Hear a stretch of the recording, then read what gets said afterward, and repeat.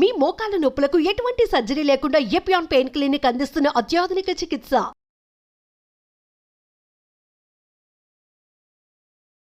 Welcome to Suman TV. ప్రస్తుతం మనతో పాటు ఉన్న డాక్టర్ పూర్ణచందర్ తేజశ్రీ గారు, orthopaedic surgeon specialising in sports surgeon అనమాట. సార్ నమస్తే సార్. నమస్తే అండి. So nice to be here. Thank you sir, thank you so much sir. మీరు రావడం మాకు గ్రేట్ థింగ్ సార్. ఎందుకంటే నవ డేస్ చూసుకుంటే కనుక మోకాల నొప్పులతో సఫర్ అయ్యే వారి సంఖ్య చాలా పెరిగింది సార్. మరి ఎందుకు రీజన్స్ అయితే అందరికీ మీరు వచ్చిన ఓపీడీస్కి చూస్తూ ఉంటారు, మాకు తెలిసిందే కానీ సార్ ఇక్కడ మేము ఎక్కువగా ఆలోచించేది మరి వస్తుంది సమస్య కాబట్టి ఏ విధంగా మా మోకాలను మేము జాగ్రత్తగా చూసుకోవాలి, ఎలాంటి 5 ఫుడ్ హ్యాబిట్స్ కానీ ఎక్సర్సైజ్ ఏం చేయడం వల్ల మా మోకాలను మేము చాలా జాగ్రత్తగా చూసుకోగలం సార్. డెఫినెట్ మీరు చెప్పింది చాలా కరెక్ట్ అండి. ఇప్పుడు ఇంతకుముందు ఒక 10 years బ్యాక్ మేము ఏదైతే 15 years బ్యాక్ ప్రాక్టీస్ స్టార్ట్ చేసినప్పుడు చూస్తే మోకాళ్ళ నొప్పులు ఎక్కువగా 60 ఏళ్ల పైన వాళ్ళకి, 55 ఏళ్ల పైన వాళ్ళకి వచ్చేవి. ఇప్పుడు చిన్న వయసులోనే కనపడుతున్నాయి, 35-40 years 45 ఏళ్ళకి కనపడుతున్నాయి. ఒక కారణం ఏంటంటే ఇది మన ఎక్కువ లైఫ్ స్టైల్కే సంబంధించింది. ఎక్కువ సోపు కూర్చోవటము, ఫిట్నెస్ లేకపోవటము, మన హెల్త్ని పనిలో ఎక్కువగా పడి మన హెల్త్ని, ఇంతకుముందు మన ఫాదర్స్ మన గ్రాండ్ ఫాదర్స్ అందరూ పొలంలో తిరిగేది, ఎక్సర్సైజ్ అంటూ ఖచ్చితంగా ఉండేది. ఇప్పుడు మన హైదరాబాద్లో చూస్తే 90% మనం 8 గంటలు పని చేస్తాం, 10 గంటలు పని చేస్తాం, ఏం ఎక్సర్సైజ్ లేకుండా. ఇది మెయిన్ కారణం. యంగ్ ఏజ్లోనే 30 yearsలోనే మోకాళ్ళ నొప్పులతో వస్తారు. Main life style related changes. And డెఫినెట్గా మనం డిస్కస్ చేద్దాం. We can put an end to this. ఇది ఒక ఎపిడెమిక్ లాగా అనొచ్చు, ఒక కరోనా వైరస్ లాగా, లేకపోతే దిస్ మోకాళ్ళ నొప్పుల బాధ అనేది ఒక ఎపిడెమిక్ లాగా అనొచ్చు. It is a very big problem మేము చూసేది. బట్ చిన్న జాగ్రత్తల ద్వారా, చిన్న ఎక్సర్సైజెస్ ద్వారా, ఫిట్నెస్ రొటీన్ పాటించడం ద్వారా మోస్ట్ ఆఫ్ దీస్ థింగ్స్ని మనం డెఫినెట్గా అవాయిడ్ చేయొచ్చు. సార్ ఎక్కువగా ఇలాంటి ఫిజికల్ యాక్టివిటీ, కొంచెం నడవడం అలాంటివి లేక అంటున్నారు కదా సార్, ఫుడ్ హ్యాబిట్స్ కూడా ఎంతవరకు దోహదపడతాయి అంటే సార్, ఫుడ్ హ్యాబిట్స్ చేంజెస్ వల్ల కూడా ఈ మోకాళ్ళ నొప్పులు అనేది పెరుగుతున్నాయి అంటారా సార్? ఎంత పర్సెంటేజ్ అంటారు? అంటే ఫుడ్ హ్యాబిట్స్ వల్ల డైరెక్ట్గా లింకేజ్ ఏమి ఉండదండి. బట్ అగైన్ ఇట్ ఈస్ మన బాడీలో మోస్ట్ ఆఫ్ ద ప్రాబ్లమ్స్ అయ్యేది ఇండైరెక్ట్ కారణాల వల్ల.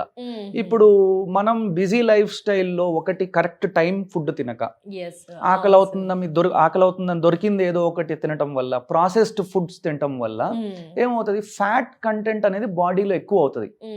మనం సెంట్రిపీటల్ ఒబేసిటీ అంటాం. అంటే పొట్ట, తొడ భాగంలో మనకి ఫ్యాట్ ఎక్కువ అవుతుంది. రౌండ్ మన పాపులేషన్ లో ఇది కొంచెం ఎక్కువ అవుతుంది.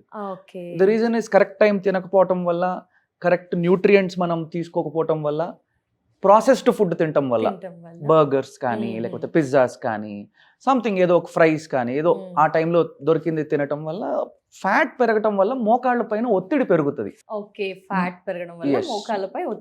మన బాడీ వెయిట్ పెరగటం వల్ల, ఫ్యాట్ కంటెంట్ పెరగటం వల్ల, కావాల్సిన న్యూట్రియంట్స్ లేకపోతే, నార్మలీ మనం ఇంట్లో తినేవి రాగి జొన్నలు, లేకపోతే పాలకూర, vegetables, any vegetable for that matter, మన బాడీలో గుజ్జు, మోకాలనే కాదు ఏ జాయింట్లో అయినా బోన్స్ని, మజిల్స్ని, జాయింట్స్ని హెల్తీ పెట్టడానికి హెల్ప్ చేస్తాయి. మనం ఈ ప్రాసెస్డ్ ఫుడ్స్ తిన్నప్పుడు, లేకపోతే ఫుడ్ హ్యాబిట్స్ సరిగా పాటించినప్పుడు, ఆల్కహాల్ కంటెంట్ ఎక్కువైనప్పుడు ఏమవుతుంది అంటే ఈ న్యూట్రియంట్స్ అబ్జార్ప్షన్ బాడీలో తగ్గిపోతుంది. మనం తినట్లేదని కాదు, బట్ అబ్జార్ప్షన్ తగ్గిపోతుంది. So this will lead to faster degeneration. అంటే గుజ్జు జరిగిపోవటము, బోన్స్ వీక్ అయిపోవటము, మజిల్స్ ఫ్లెక్సిబిలిటీ తగ్గిపోవటం. సో దీనివల్ల మనకి పెయిన్స్ వస్తున్నాయి. ఎస్ సార్, ఇప్పుడే మీరు చెప్పారు ఇది తినడం వల్ల అబ్జార్ప్షన్ తింటున్నారు, బట్ అబ్జార్ప్షన్ అనేది తగ్గుతుందని. ఆ అబ్జార్ప్షన్ ని పెంచుకోవడానికి ఏం చేయాలి, ఏం ఫుడ్ హ్యాబిట్స్ యాడ్ చేసుకోవాలి, ఎస్పెషల్లీ టాప్ 5 ఫుడ్స్ అంటే ఖచ్చితంగా మనిషి తీసుకోవాలంటే ఏంటి ఫుడ్స్ చెప్తారు సార్? అట్లా ఏం లేదండి, టాప్ 5 ఫుడ్స్ అని ఏం లేదు. మన ట్రెడిషన్ పరంగా మనం ఇంట్లో వరకు మన ఇంట్లో కుక్ చేసే ఫుడ్స్ ఏదైనా this is all good foods. ఎందుకంటే ఒకటి మనం ఎక్కువ ప్రాసెస్ చెయ్యము, ఆర్టిఫిషియల్ అది అజినోమోటో ఇట్లాంటివి వేయం. బికాజ్ ఇవన్నీ వేయటం వల్ల మనకి అబ్జార్ప్షన్ తగ్గుతుంది, యాసిడిటీ పెరిగి అబ్జార్ప్షన్ తగ్గుతుంది. సో రెగ్యులర్ ఫుడ్స్ తింటే మన మోకాల్కి సంబంధించి, ఫర్ ఎగ్జాంపుల్ జాయింట్స్కి సంబంధించి కాల్షియం రిచ్ ఫుడ్స్ అంటాం. కోడిగుడ్డు, లీఫీ వెజిటేబుల్స్, పాలకూర, ఆకుకూర, తోటకూర, ఇవి. దాని తర్వాత బ్రింజాల్. ఈ రెగ్యులర్ మనం రోజువారీ తినే ఫుడ్స్లో this are all very good for our joint health. Okay, brinjal తినొచ్చే సార్? కొందరికి బ్రింజాల్ వల్ల కూడా పెయిన్స్ అంటారు, అది వేరే అంటారా సార్? నో అది వేరే అండి. బ్రింజాల్ కంటెంట్ ద్వారా ఇన్ఫ్లమేషన్ పెరుగుతుంది అనేది ఒకటి ఉంటుంది, కానీ but any vegetable for that matter, especially uric acid ఎక్కువ ఉండే వాళ్ళలో కొన్ని రోజులు బ్రింజాల్, క్యాబేజ్ ఇట్లాంటివి తినద్దంటాం, హై ప్రోటీన్ ఫుడ్ తినద్దంటాం. బట్ ఓవరాల్ బాడీ హెల్త్కి వచ్చేతలకి అంటిల్ అన్లెస్ డాక్టర్ ఆ స్పెసిఫిక్ ఫుడ్స్ తినొద్దు అని చెప్పే వరకు everything is good. Processed food is not good. Okay sir, process food total గా అవాయిడ్ చేస్తే మన బోన్స్ కానీ Yes, కాల్షియం yes, డెఫిషియన్సీ అంతా yes, కూడా పర్ఫెక్ట్ గా. def- yes sir, coming to exercise, ఈ జాయింట్స్ గురించి మనం డిస్కస్ చేస్తున్నాం కాబట్టి దీని మీద ఫోకస్. ఎలాంటి ఎక్సర్సైజ్ యాడ్ చేసుకోవాలి అంటారు? వాకింగ్ ఎంత ప్రయారిటీ, జాగింగ్, దీంట్లో ఏది ఫస్ట్ ప్రయారిటీ, ఏది ఎంత వరకు చేయాలి అంటారు? ఇంకొక రకంగా నేను చెప్పగలిగితే which are the most safest exercises for joints మీరు అడగాలనుకుంటే, ఎస్ చాలా మంది పేషెంట్స్ మీరు చెప్పింది కరెక్ట్, మోకాలు నొప్పులు వచ్చిన వాళ్ళు ఒక అపోహ ఉంటది, నడిస్తే ఇంకా అరిగిపోతాయి, ఎస్ సార్, అందుకే ఆ క్వశ్చన్. డాక్టర్ నేను నడిస్తే Yes. ఇంకెక్కువ అరిగిపోతాయి కదా, మీరు నడవమంటున్నారు. No, see walking, any linear activities, అంటే లీనియర్ యాక్టివిటీస్ అంటే walking, okay, jogging, cycling, swimming, these are all very good for the joints. Okay sir. What are not good for the joints, మెట్లు ఎక్కటం దిగటం హార్ట్కి మంచిది అంటారు, బట్ మోకాళ్ళకి ఒత్తిడి ఎక్కువ పడుతుంది. So, కొంచెం కూడా ఎక్కకూడదా సార్? యంగ్ ఉన్నప్పుడు మోకాలు అరుగుదల లేనప్పుడు మెట్లు ఎక్కటం దిగటంలో ఎటువంటి ప్రాబ్లం లేదు. బట్ ఒక్కసారి నొప్పులు వచ్చిన తర్వాత డాక్టర్ చూసి మీకు అరుగుదల ఉంది అని Yes, చెప్పిన sir. తర్వాత మనం మెట్లు ఎక్కటం దిగటం అవాయిడ్ చేయమంటాం, తప్పకుండా sir.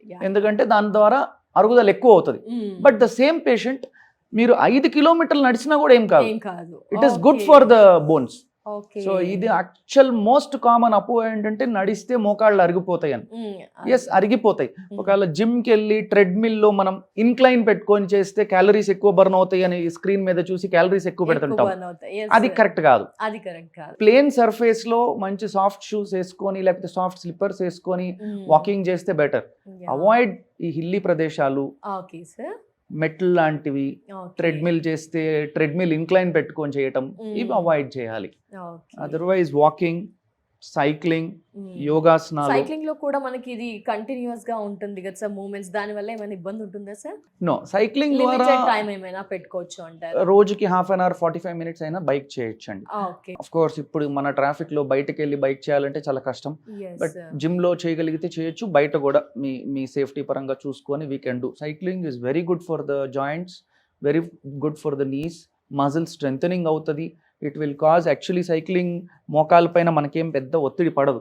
So it is quite safe, but ya we should take precautionary measures. మనం దాని ద్వారా దెబ్బలు పడకుండా, ఎస్పెషల్లీ అవుట్డోర్ సైక్లింగ్ అయితే.